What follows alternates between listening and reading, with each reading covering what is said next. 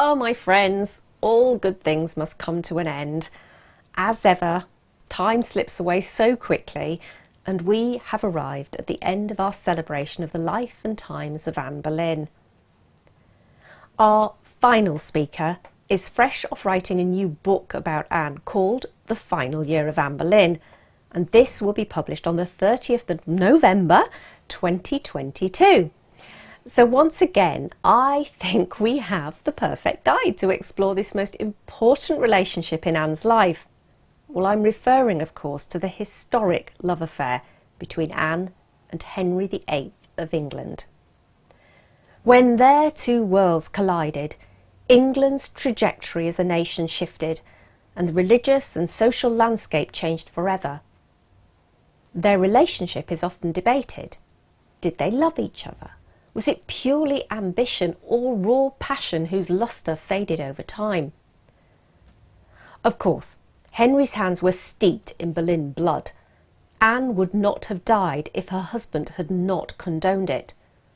But the question that remains is, was Henry in the driving seat, or was he deeply manipulated by his then First Minister, Thomas Cromwell?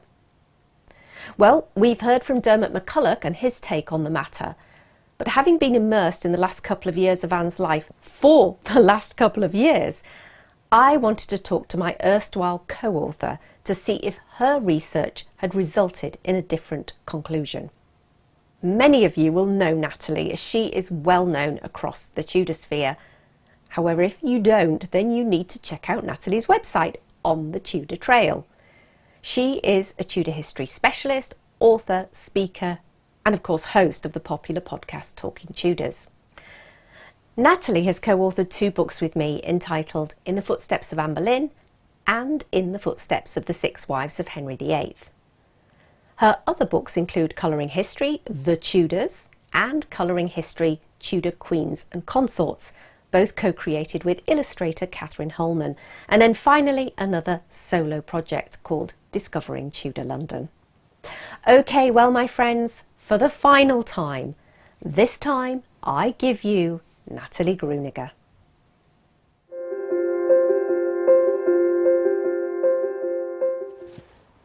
Hello, Natalie. Welcome to 500 Years of Anne Boleyn. It's such a pleasure to be talking to you today. Thank you. Yeah, this is a brief moment in time. You're here in the UK, isn't it? Yes, a small 2-week window, so I'm so happy to be part of your wonderful summit. Yes, I felt there were a few forces that might prevent us meeting, but we got there, so it's wonderful. And we're here today. You are, in fact, the final speaker on the summit. How exciting. So Thank you. I know. And talking probably about one of the most important aspects of Anne's life, certainly one of the most dramatic, and that's the final year or so of Anne's life, because you are about to publish a book called The Final Year of Anne Boleyn in November, I believe. Yes, so 30th of November. It will be published here in the UK. So very shortly after, just a month after this summit goes live. Yes. So that's very exciting for everybody. So you've been deep in those last 18 months of Anne's life, and I'd love to unpack that and find out what you found and the opinions you came to about those events that unfolded. And in particular, we've been looking at relationships, some of the key relationships, formative relationships in Anne's life, but also those folk who were very much involved in her downfall. But we haven't talked about the most important one, which of course is with Henry. So Yes. you are here to help us, guide us through that relationship and just what role Henry played. So before we start to unpack those events, perhaps you could tell us a little bit about the book, what people can expect, and why did you write it? Absolutely. So yes, it is a close account, a very detailed account of the final 18 months of Anne Boleyn's life. So really all of 1535, and then of course 1536, and a little bit to do with the aftermath as well of her execution. Why did I write it? Very good question. Well, I have been researching Anne's life for quite a long time, really seriously since about 2009. And her downfall has always, I think like a lot of us, baffled me, captivated me in equal measure. So what I really wanted to do was sift through the myths, the misconceptions, and get to the actual story, which is what I did. So it took me 3 years to write about an 18-month period, so it is quite detailed. And what I really wanted to do is not rely on other people's accounts. I wanted to have a look at the evidence myself and form my own opinions about this period of time. So I hope that's what I've done. And of course, weaved into this are all those contextual details that we love. Where was she? What was she wearing? What were her religious beliefs? You know, what did Henry and Anne share? What passions did they share? So that's all weaved in as well. Oh, it's going to be exciting for you to have gone back to the contemporary sources. And I'm sure I'm really interested today to find out exactly what conclusions you came to. But I'm also interested, you said you decided to cover the whole of 1535. Yes. Yeah, I guess that's quite difficult. How did you decide where to start if you're thinking about kind of the downfall of Anne Boleyn? Why did you start there? Yeah, that's a really good question. I think because, and you probably know, a lot of the works that are currently out about Anne's downfall usually focus on January to May 1536, maybe a little bit post the execution.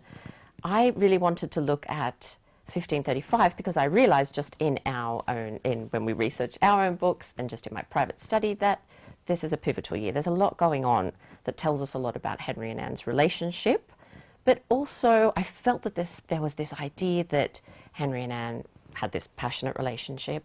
They marry, they're quite happily married, and then suddenly he chops her head off. So I knew that there had to be more to that it had to be a more subtle sort of shift that occurred, and that's exactly what I have found out. There were a lot of factors in 1535 that contributed to, or I should say eroded, that great passion that they had for each other. And I felt that it was very important to focus on those events and to bring them to light so that we can have a fuller understanding and a deeper understanding of what led to her downfall. So in some of the earlier lectures we've been talking about, of course, Anne's rise to prominence, but we haven't so much talked about what was happening in the relationship with Henry. So maybe you could just give us some of the highlights of how that relationship changed in the run-up to 1535. And what do you think the relationship was like at the dawn of that particular year? Where was the couple at that point?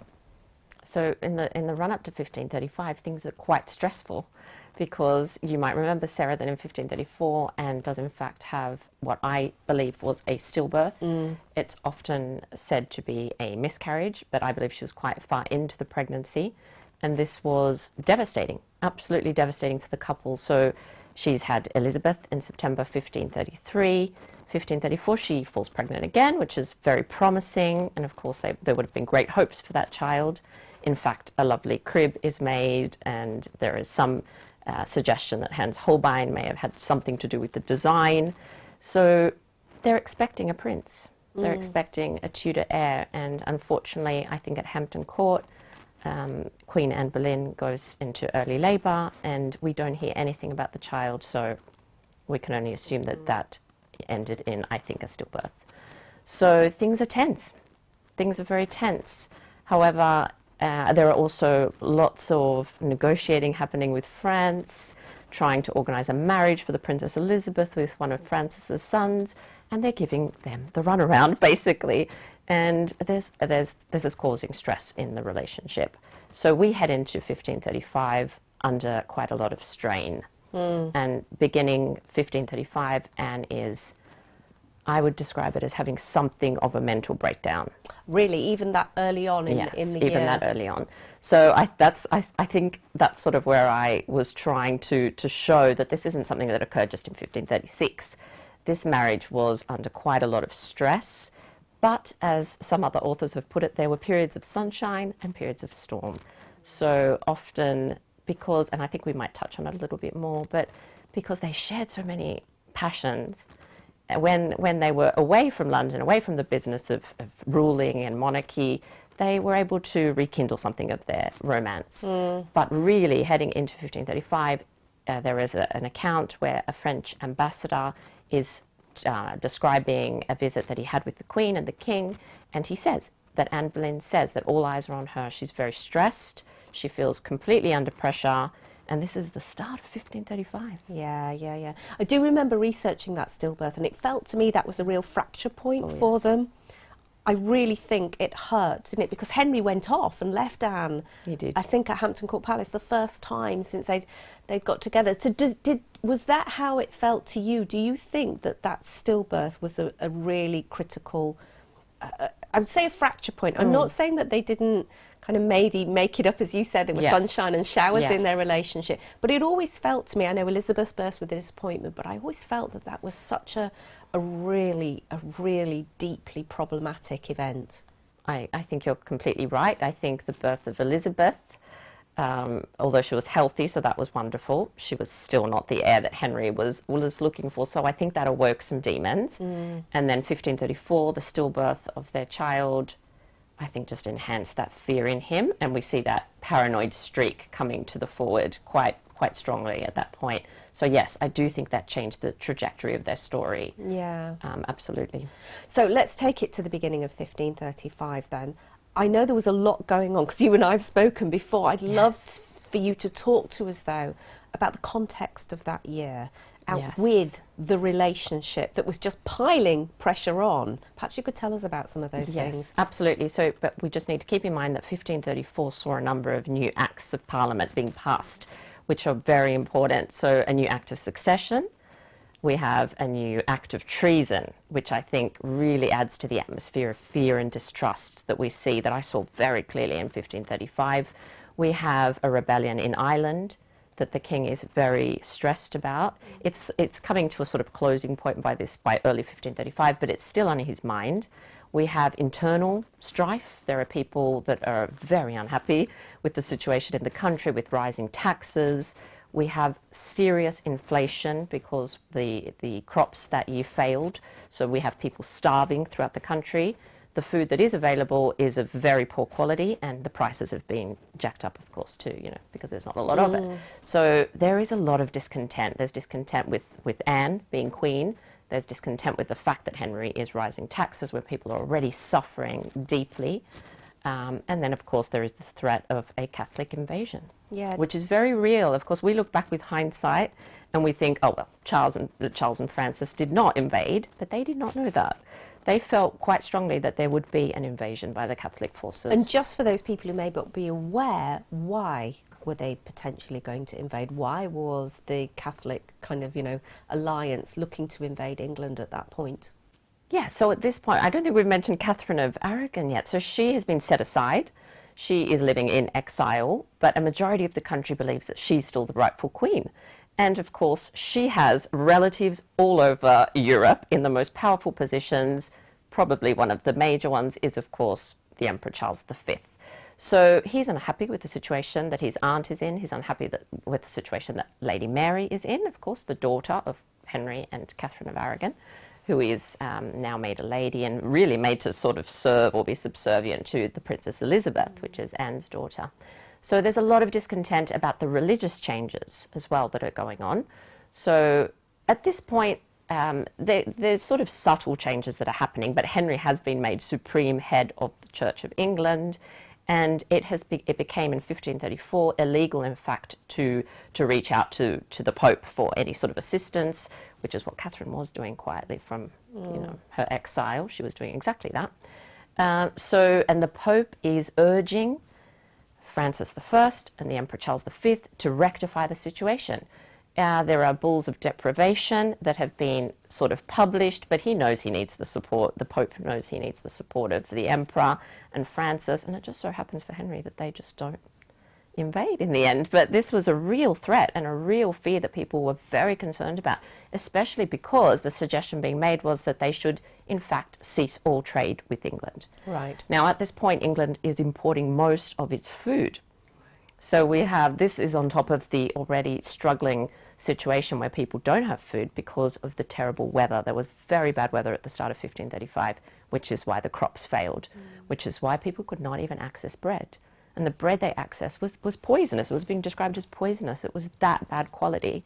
So, you know, internal strife, rebellions in Ireland, the pressure from Catholic Europe, people disgruntled at home, and unfortunately with the summer period comes the plague. Yes, just to add something else onto the roll call of trauma going on. Absolutely. So here we are in mid-1535 then, at the moment. Absolutely. All of this is going on in the background. Are there any accounts of how the couple are getting on at this point? We have, we have accounts when they go on their progress. So each year, as some of your viewers may know, that the court moves basically from house to house, going in search of good hunting grounds, but also giving time just to get away from London at the worst possible time, which is the plague season. So this is exactly what Henry and Anne do. In July 1535, I believe, they leave London and they begin a progress around the country. So during that period, we get lots of accounts of them being merry. So merry we'd use happy now to say, you know, so the couple were happy. People were noticing an increased intimacy between them. They were doing those things that they loved, those things that really brought them joy, the hunting, the listening to music. They were so good at that, you know, and they had time together, I think is very important. And they were away from the strife. They were away from the plague. They were away from the threats. They took the people they liked to have with them. So they were able to get away from Chapuis, all those sorts of things. It was like a little bit of a haven, I think. I don't know how you felt about that. I always felt there was tension at the beginning of the progress, and then you start to get the accounts of them being happy sort of later on in the progress. I often wonder, it almost felt as if, just as you were describing, as they got away from it all, just like it is when we go on holiday, you leave all your troubles behind, and they felt like there was just a warming up in the relationship. You're is that how it felt? Right. Yes, no, I agree with you completely, and I think that's because literally the day, or perhaps a couple of days before, Thomas More is executed. And not long before that, Bishop Fisher, John Fisher, was executed, and Catholic Europe is reeling. The news has gone into Charles V, to Francis I. People are absolutely in shock. The Pope cannot believe it. So I think there's still all that tension when they set off. They are trying to get away from it, but it's very difficult. This is Thomas More, a man the king supposedly loved and adored, and he's had him publicly executed, I think. And this comes really after a spate of executions, horrific things where he's killing Carthusian monks. He's literally having them dragged through the streets before being hung, drawn and quartered. And this has shocked everyone. People are talking about how bloodthirsty the king is at this point. He's absolutely, completely on a path of destruction. And if you go against what he says, you are in very serious trouble. Yeah, I mean, he's like a tyrant at this point. It's almost like he's gone sort of bloodthirsty, crazed, it feels to me. You can't imagine it was easy to be living around Henry at that point. I have no idea how Anne must have felt. I don't know. There's no evidence, is there, at that point? There's nothing to record how she felt about those few very tense months just before the progress? Absolutely not. There's no comment. We have her comments from the start of 1535, but in terms of if you're talking about the executions, nothing survives to tell us exactly how she felt, but I think she would have been quite appalled by her husband's behavior. You know, she's very interested in the people, she's interested in reforming religion, but I really doubt she would have been completely supportive of these executions, as it did come across as a kind of bloodthirsty, the actions of a tyrant rather than judicial executions. They seemed revenge, to be honest, for people that are not doing what Henry wants you to do. Yeah, scary.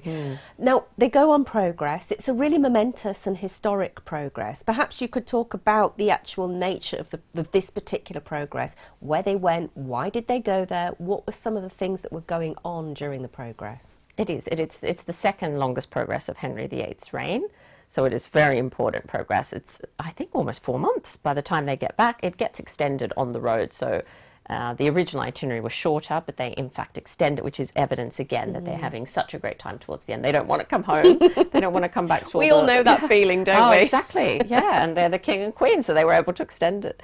So they are basically traveling around the country, and this is a common Tudor. Yeah, this is what all the Tudors do. They progress around in order to, of course, now we have Twitter, but there you actually had to go physically and show yourself to the people. Listen to different cases as you're traveling around, dispense with charity as you're going. But of course, it's also about hunting and hawking and having a good time, basically. Pastime, with Good company. good company. Absolutely. We know all about that. So the other thing they are doing is visiting people that have in fact supported their marriage. So it's basically saying, yes, I'm going to come and visit you because you are doing what I wanted you to do, and checking up on some people as well, I think, along the way. But we have the centerpiece of this progress, which is the consecration of 3 new bishops, 3 new reformist bishops. So this is a really pivotal moment. It happens at Winchester as well, which I think is quite symbolic. And we know these are men that Anne has supported and has helped raise as well. So I think that is probably the most important part of the progress in terms of politics and state business, if you like. But the other part that I quite enjoy is just seeing how their relationship is rekindled during this time. And as you say, it was tense at the beginning because there's, it's come on the back of Thomas More execution, John Fisher. But I think as they travel around, they kind of relax a little bit. They're doing what they love. They're doing what connected them in the first place. And so I feel like, and the country, of course, being in the countryside as opposed to being in London, they're taking smaller journeys and just traveling with their sort of close friends. I think that really helped their relationship. And we see and we know that there's a level of intimacy that's increased here because Anne falls pregnant towards the end of this progress. So it's clear that they were spending time together. Yeah. It's clear that they were being intimate during this period of time. So I think that's also really important to keep in mind as well. Yeah, I think it's great, isn't it, that we do have some little snippets of evidence that tell us that at least in October 1535, the 2 of them seem to be getting on pretty well.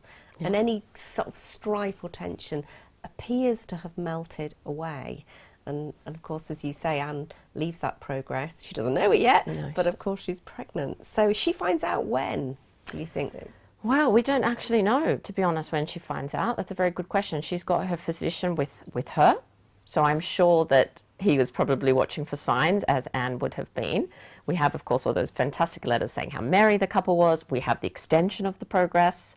So they were supposed to come home in about a week, basically, and they extended that and made the journey much longer and took several weeks to get back to Windsor. So we can surmise from that they are happy. They're just not wanting to return to London. And I don't blame them, to be honest, because what was waiting in London was the same thing that they had tried to escape from. Absolutely. It's all there waiting for you when you get home. Can't get away from it. No. Oh. So let's, the calendar clicks over into January 1536, and it's obviously Anne must find out she's pregnant at some point around this time, around Christmas time. I imagine so. Yes, absolutely. I imagine so. We know that when there's a couple of accounts of when she miscarries in late January, and they differ, but she was probably around 3.5 months, 4 months pregnant at that point. It is another devastating blow. But if I just backtrack a little bit. So we have this fantastic progress. They return back. There's all the same issues. There's completely the same fears of invasion. It's almost as though you can see Henry starting to wonder if this is a story that's going to repeat again in terms of what happened with his relationship with Catherine. I think definitely finding out that Anne was pregnant gave him a bit of a boost. He's quite happy with that. But we have the death of Catherine of Aragon on 7th of January. 1536, which it sounds almost funny to say, but while Catherine was alive, Anne was protected. And the moment Can you explain that for Yes, of course. So with Catherine alive, if Henry wanted to get rid of Anne in any way, he'd have to return to Catherine. That would be people would be pushing for that. The Pope would be pushing for that, Francis I, Charles V. But of course, with Catherine dead, he now has other options. And you can almost see his mind ticking over. And another real, just huge blow to his life and their career, one of those moments that we talked about that just shifts the storyline, is of course when he has his accident in the tilt yard. Now, a lot of people, you probably read yourself, say that he was in some sort of tournament. There is no record of a tournament at Greenwich that day. The king was practicing, probably practicing for the May Day joust. So he was, luckily enough, this probably also saved him actually, because he was not armoured. The horse probably wasn't armoured either. So I know that often we hear that the horse was armoured and fell on the king. It doesn't appear to be the case. Anne wasn't there because it wasn't a performance. It was just him training with his closest friends, attendants, and just so happens that a lot of those men that watched that embarrassing fall end up on the scaffold, which I think is quite interesting as well. So the king falls. There's two accounts. One says that he was uninjured, he was fine, he got up, he walked off. The other, that he was unconscious for 2 hours. Now, the source of that is very dubious. I was just going to ask you about the sources. Completely dubious, and often said things that were completely incorrect. So I think that he was okay. There was nothing obviously wrong with him because he's back in business the next day. So, but unfortunately that information is taken to Anne in a very insensitive kind of way, and she's of course pregnant at this point. And she herself blames her miscarriage on being told in a very kind of sharp, insensitive way that the king was basically near death. And of course, without the king, Anne has no protection. So she would have feared for her life in that moment. And do you think, because, I've often heard accounts of Anne blaming this fall that Henry had on her miscarriage. Do you believe that? Do you believe that that was a genuine shock to her? I do. I really do. I think the stress that she'd already been through, and that she was still in, and now she's got her baby, Catherine of Aragon's died, she's well aware that her position is now much more vulnerable than it was. She's completely aware of that. Her family is aware of that. To hear that the king has fallen and is perhaps on his, deathbed, must have terrified her, because she would know that she would have no support at court, none whatsoever. She would be, who knows what they'd do to her if Henry wasn't around. Henry was her protection. So that would have terrified her. And that does appear to have triggered a miscarriage. And so what do we know how Henry reacted to that particular event? Terribly. He was devastated. He was devastated, but unfortunately he took it out on Anne. So there was no sensitivity there. Basically, he said that he's realised he's not going to have sons from Anne. All those demons from his relationship with Catherine of Aragon are very now brought to the forefront. And he's just completely insensitive to her feelings. She's heartbroken, of course, but we have accounts of her trying to console her ladies and telling them that's okay, we'll have other opportunities. So thinking about their well-being, which is a really nice thing, I think, to know about Anne. But Henry basically storms off and says he realises that he's not going to have sons by Anne. Do you think that was the beginning and the end? Have the beginning of the end already happened, or was it yet to come? Yes, it's tricky when you try and piece it together, but I think that the passion, the love that they had already been really eroded by this point. I think that the king was already thinking of other, perhaps, paths that he might be able to take. If you think at everything that he went through in order to marry Anne, so think of the long years that he courted her, that he so vigorously fought with everyone, changed the religion of his country, broke away from the Pope, risked damning his soul, really, because he was, excommunicated, risked his kingdom because he was deprived of his kingship, although, as we've said, Francis and Charles did not support it in the end, but, with arms, on the promise of sons. On the promise that this would be different to his relationship with Catherine. This is what Anne had promised him. And unfortunately, in Henry's eyes, in Henry's view, she had completely failed him. Of course, we know she hadn't. We know that she couldn't have helped any of that. But not in Henry's eyes. Henry felt deeply betrayed. Yeah. Deeply betrayed. He felt that she had broken an incredibly important promise. But the way Henry operates is he has in his mind a fantasy. He has a story in his head, and the moment reality doesn't match the fantasy, somebody dies. This is what happens every single time. So he had this fantasy, this idea of Anne. she's going to come in, she's going to become this beloved queen, she's going to have all these boys, you know, his dynasty is going to be secure, he's going to have heirs, the people are going to love her. None of this turns true. So Henry feels deeply betrayed, and unfortunately that triggers quite a lot of anger in the king. Yeah, it feels every time she lets him down, the birth of Elizabeth, the stillbirth, the miscarriage, it's almost as if another cord gets cut in their relationship, and it was hanging by a thread, it feels to me. And what you're just saying is that final miscarriage was almost like cutting that last connection. Yeah. And I think while Catherine was alive, which she was alive till 7th of January, his anger and the blame was completely focused on her. So I think he was having thoughts in the background, but for the moment, his anger was, she was the cause of all his troubles. He said it so many times. And when she died, he said, oh, thank goodness, now I'm free, you know, from all these troubles. Now my relationship with the emperor is going to be much better, with Francis is going to be much better. But it didn't, when things didn't completely work out as he hoped, he just shifted that anger and that blame straight onto Anne. As the poem goes, thunder rolls around the throne. He looks to the people closest to him. He always does that. Thomas More, you know, Cardinal Wolsey, Thomas Cromwell. So this is a man that is incapable, absolutely incapable of admitting to mistakes. He cannot.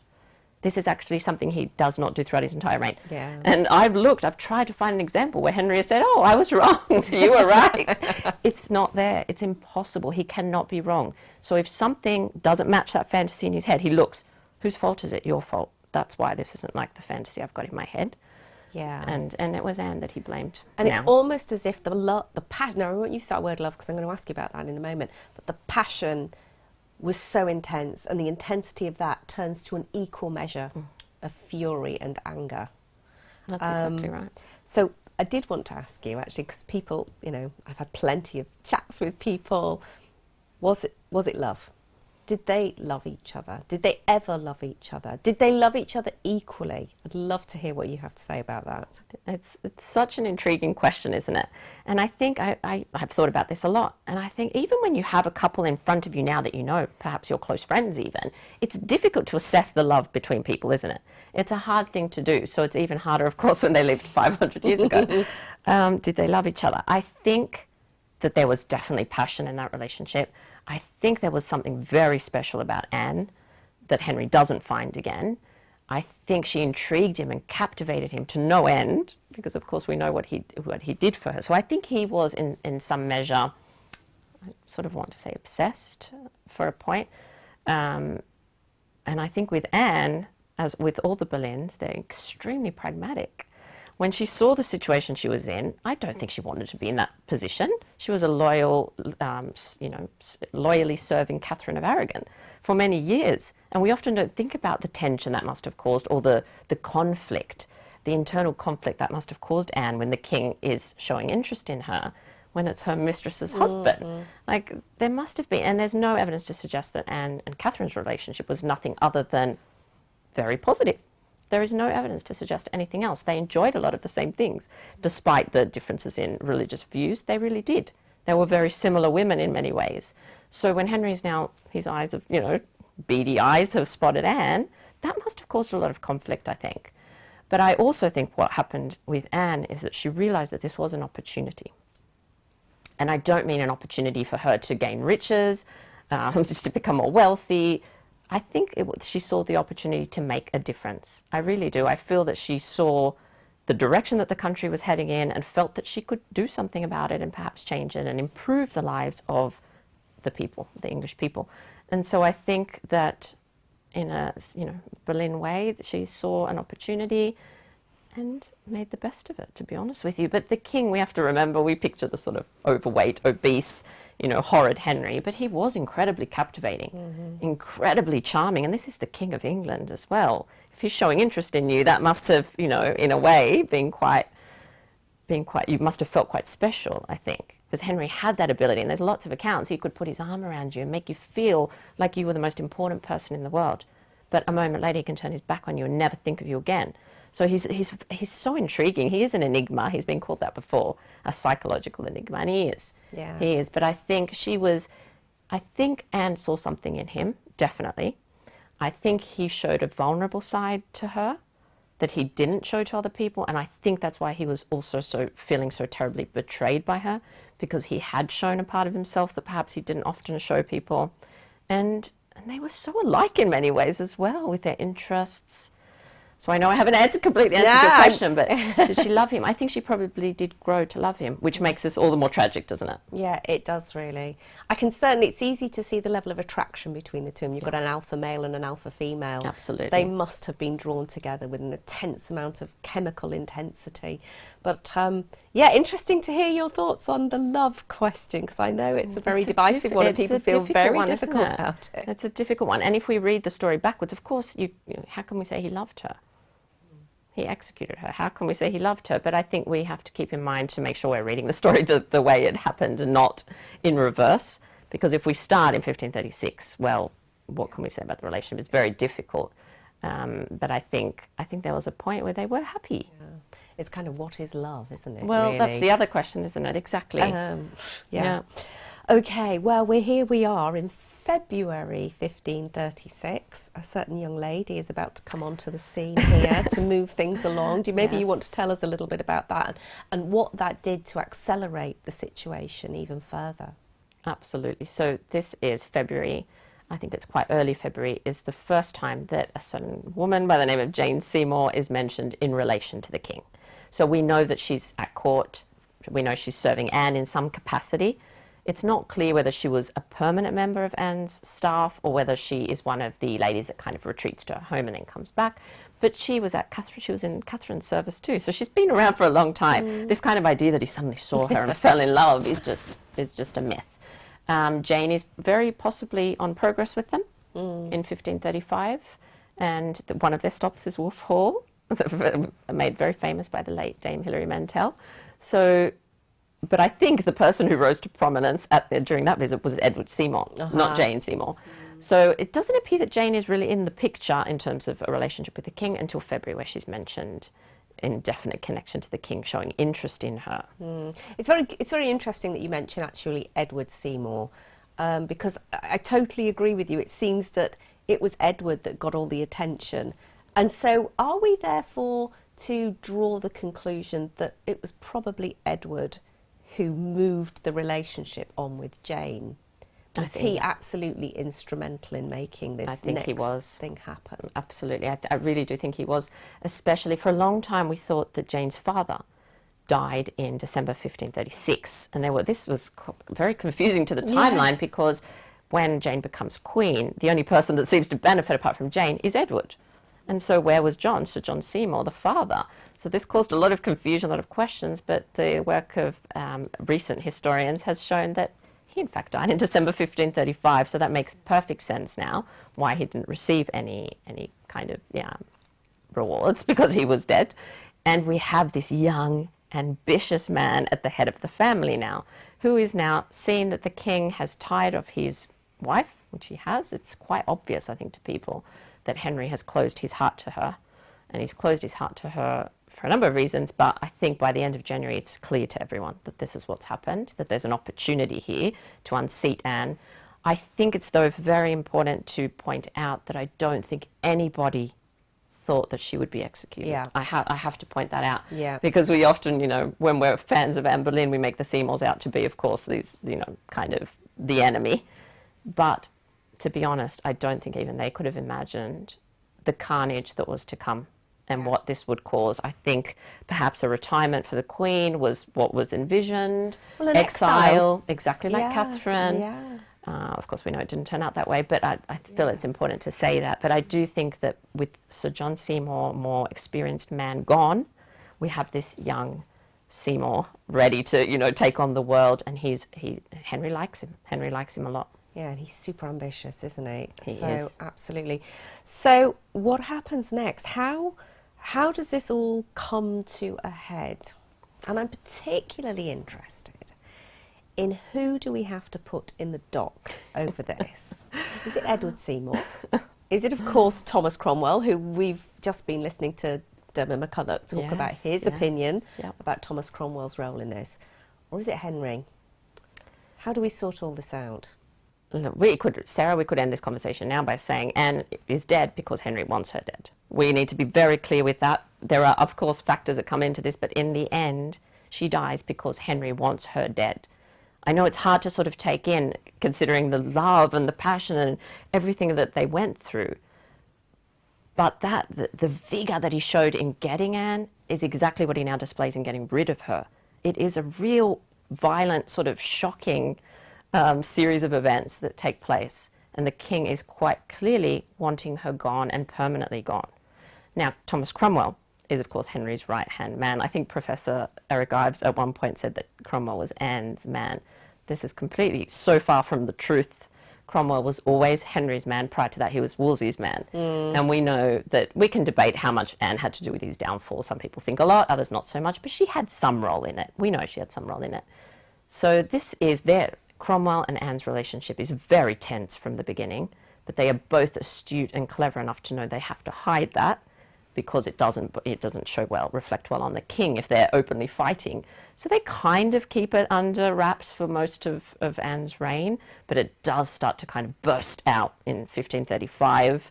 There are moments where she's commenting on the fact that Cromwell's told him that if Anne knew how close they were, she would have his head and things like this. So there's tension, and 1535 it's really building because Anne is the type of woman that when she is under stress, she can be quite difficult, very difficult, and she can be quite threatening when she feels that she's threatened herself. So she's made all these sorts of threats as well. So Cromwell is Henry's right-hand man. So his job is to know what the king wants before even the king knows what he wants, and to get it done, to get the job done. That's what he's there for. He is a genius. The man is an absolute genius. And so when Henry, obviously, I think Henry said to him that he wants her gone, he sort of sat and watched for a little bit to find a way to get this for the king. And unfortunately, it does turn deadly. Yeah, sort of just interpreted the request. Yeah. Do you think that Henry did want her executed? You know, when he said, I just want rid of her, do you think that's what even he had in mind? Or do you think Cromwell then created a plot that made that the inevitable outcome? Yes, that's a really good point, and one that I sort of toyed with to and fro looking at the evidence that we have. And I think we have good evidence to suggest that the king wanted her to be rid of her in a permanent sort of fashion, that Cromwell, there's a point, it's the 18th of April, 1536, and Chapuis comes to court. This is, in fact, the first and only recorded instance that he sees Anne. And despite all the silly myths that are floating around, he, in fact, very courteously, curtsies to the Queen, and she curtsies back. There's no silly, the Tudor style, meeting. So it's during this very public event, everybody's at court, and they're the comments that are made, everyone's at court, that Henry gives Cromwell a very public dressing down and absolutely humiliates him in front of Chapuis, in front of all the Edward Seymour is there, sort of lingering in the back watching what's going on. Everyone who's anyone is there. George Boleyn's there, and he cops a very big tell-off, and he is absolutely shocked. He goes home at about 10 p.m., goes straight to see Chapuis in the night to say to him that he actually can't believe what's happened. So he's been, I was going to say secretly, but it's not secretly, on the king's behalf, he has been negotiating, treaties with Spain, with the emperor, and trying to improve relationship with the emperor. Henry knows he's doing it. Henry's told him to do this. He knows exactly what he's been negotiating. But typical Henry style, decides to change his mind on the spot and basically tell him off for everything he's been doing. And everyone's shocked, because I think this is the first time they see this real rift between Cromwell and Henry. And it does appear that perhaps he's leaning more towards supporting Anne now, the king. So Cromwell leaves and is in complete shock. But he basically says to Chapuis, the game's not over yet. It's not all lost. So I feel like this was a pivotal moment in terms of when did this turn deadly.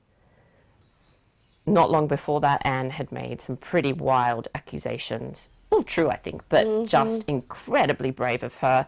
Through John Skipp, her almoner, had in front of the whole court at Greenwich, he'd given a talk where he'd basically, he compared Cromwell to Haman, biblical traitor, and this was a threat. This was his life on the line, and I think he knew that.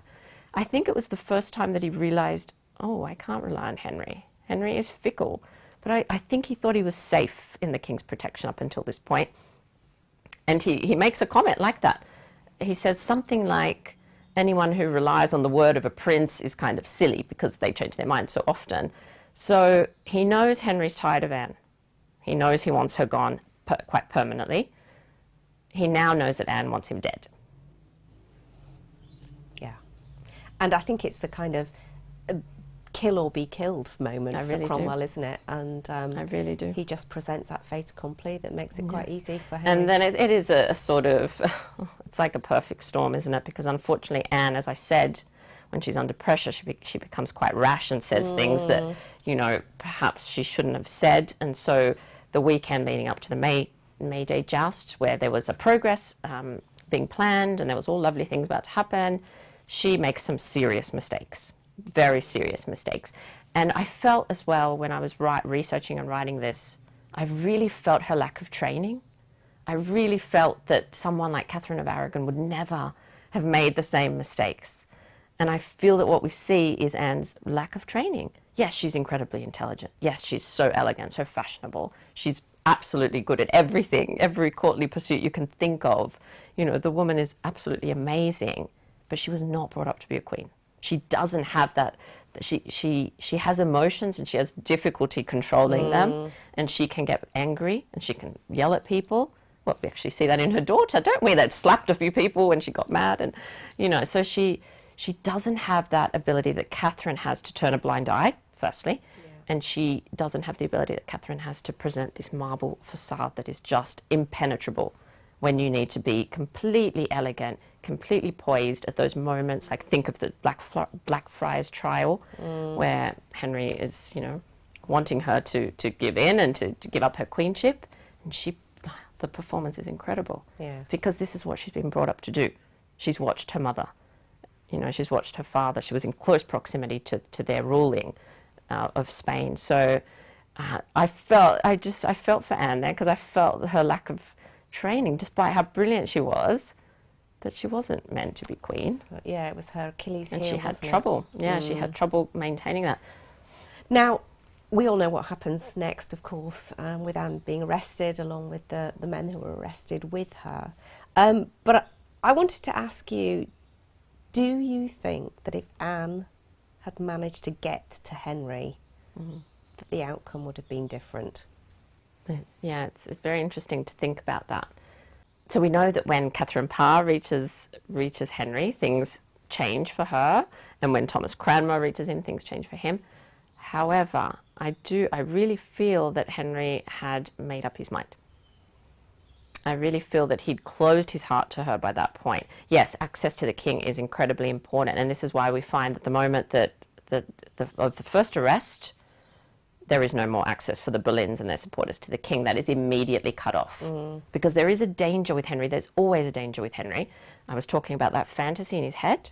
Should that fantasy turn into him offering his forgiveness to somebody, and he decides he's going to act that out, then you see that things can change. Yeah. But I feel like the king had made up his mind. Yeah, because if you think about Cranmer and Catherine Parr, there was still very much a relationship there. There was, absolutely. There wasn't that level of personal betrayal, I think. That is very true. That we see with you've been describing so eloquently with regards to Anne. Yes, you're right. When the king feels that you have personally injured him, there is really no going back. He just doesn't forgive. He doesn't change his mind. And he's got this incredible ability to compartmentalize things. So he can sort of put this in a little package and close it up and then turn his back and walk away. And we've got lots of examples of that. And this is what he does with Anne. That May Day, where they're sitting watching a tournament and all the men that are eventually arrested are there, I really feel that he managed this perfectly. I don't feel that this was something that he thought while he was just sitting there, I'm just going to get up and leave now. I feel that he chose that as the stage, because the guy is a perennial performer. He loves to dress up. He's constantly play acting. He's constantly taking on different roles, you know. So I really feel that he knew exactly what he was doing, that he picked that stage to do this big final performance. And why did he let the men joust? He already probably knew that I think by that point he had Mark Smeaton already. I think Mark Smeaton had been arrested, taken probably to Cromwell's house. Can you imagine the fear when the poor man realised where he was? But I think that he allowed the others, George Boleyn and the others, Henry Norris, to perform that day and to joust, to show everyone that although he couldn't, because remember he's had that accident, he should have been in that joust. Yeah. So he's kind of trying to show his virility and his manhood and his kingship by showing that, yes, they're going to joust now, but the second, when they're done, I'm going to completely ruin their lives. So he's kind of got you in the palm of your hands. He can do whatever he wants. He's like the puppeteer, Power play is incredible. He let them rise to that point where they were the stars of the show, only so that the fall could be more dramatic, if you sort of get what I mean. That is why he did it. I really strongly feel that was all perfectly managed by him. He knew exactly what he was doing. I think you've described how Henry feels about Anne, or felt about Anne. He'd closed his heart, etc.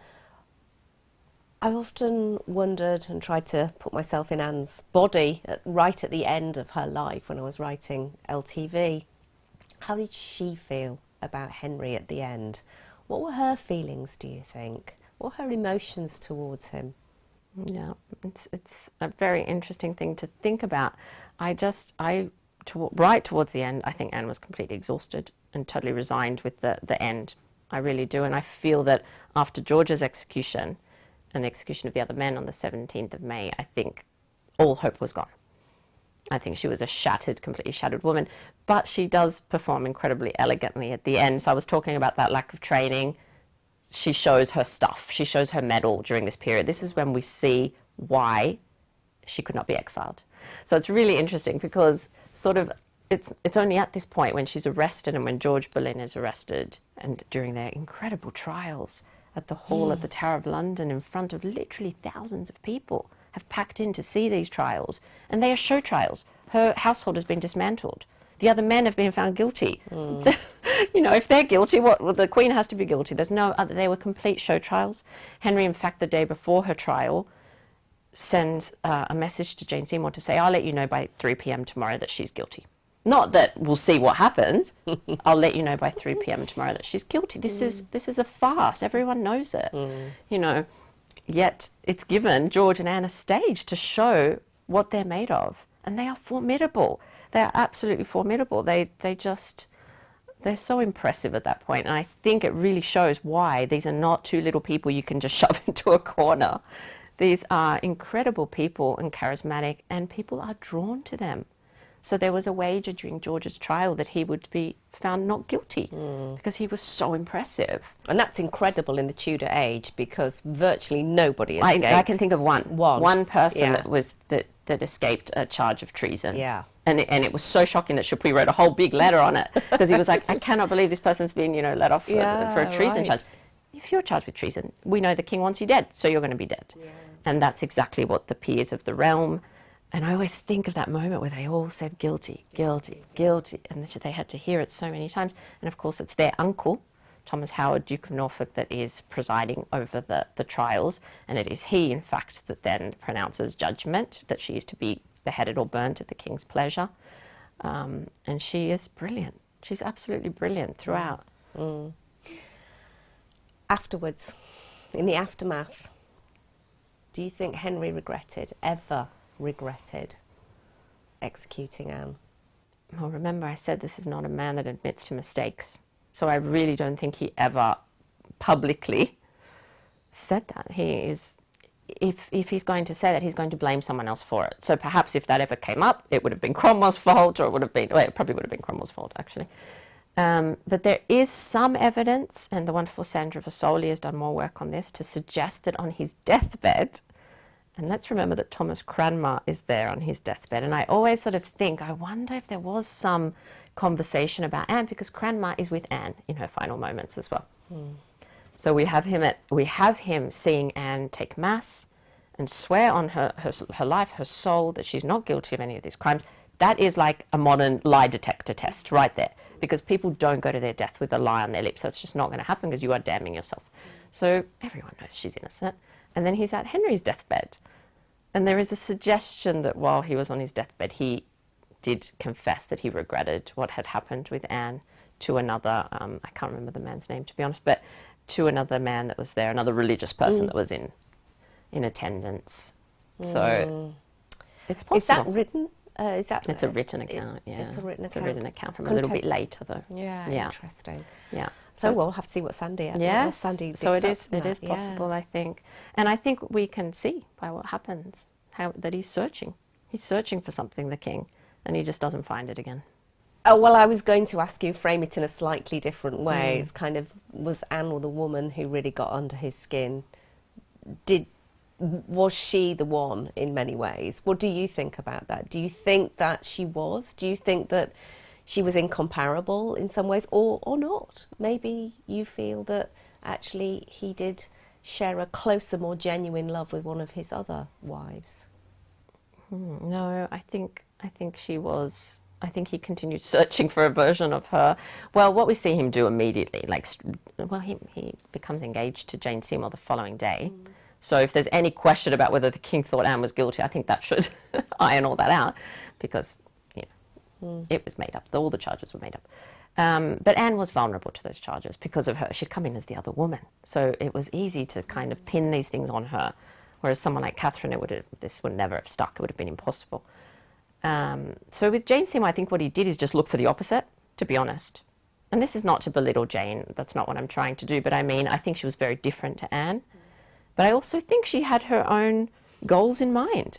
I think she too thought, oh, this is an opportunity for me to, help the king go back to the Catholic fold, which is what she does try to do, but very quickly realizes that Henry's not having any of it. Poor Jane. So, but in terms of personality, looks, they are polar opposites. So I think that was his first reaction, just to jump to something totally different. And then I think obviously after Jane's death, he's just looking, isn't he? He's just looking for something, and it's never quite right. There's always a problem. Anne of Cleves not quite right, Poor Catherine Howard, obviously. I think he was quite captivated with Catherine, and I think he was genuinely shocked when things happened with her.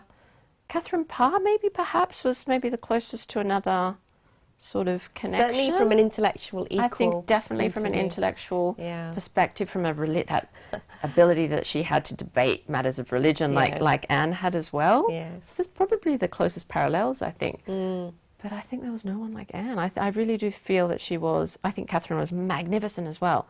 There's no doubt about it. But I think Anne sort of came out of nowhere. The king was kind of just paralyzed with love, and then just because it didn't match that fantasy. And it didn't go as he expected, and Anne was in a very difficult position. I think Eric Ives puts it that, she had to behave like a queen but continue to challenge like a mistress, which I think is very good to show you the problematic and difficult position she was in during her queenship. Yeah, right. So. Now, what about, I'm really interested to know, looking back on your research, was there something in there that most surprised you or intrigued you or captivated you that you maybe even weren't expecting? Yes. There was a couple of things that jumped straight to mind when you asked that.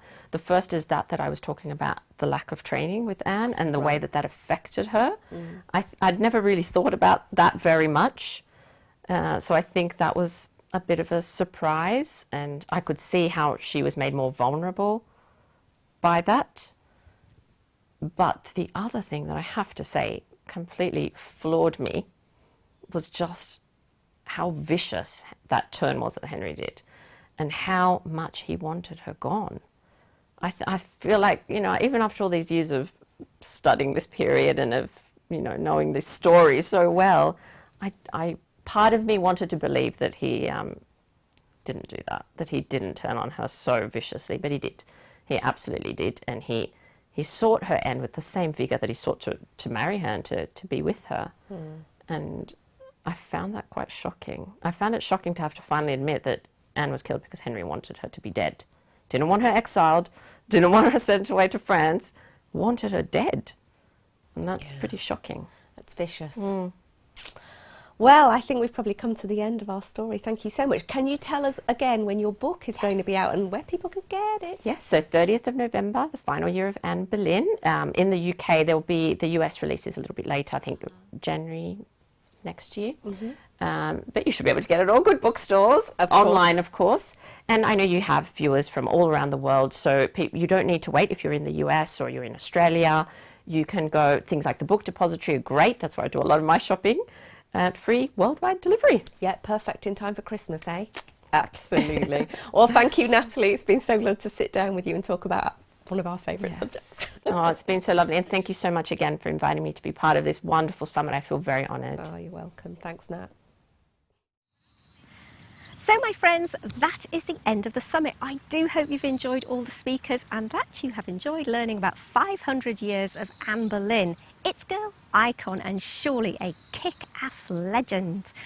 So with that, all I wanted to do was to thank all the speakers who contributed to this particular summit and to thank you for joining me yet again. My annual summit is a highlight of my year and it's truly a pleasure to have you along for the ride. So if you've got any comments or questions or you'd like to give me feedback on the summit, then of course you can send me an email at sarah@thetudortravelguide.com. It'd be lovely to hear from you. Until the summit next year, my friends, I'll see you soon. And of course, as ever, it's happy time travelling.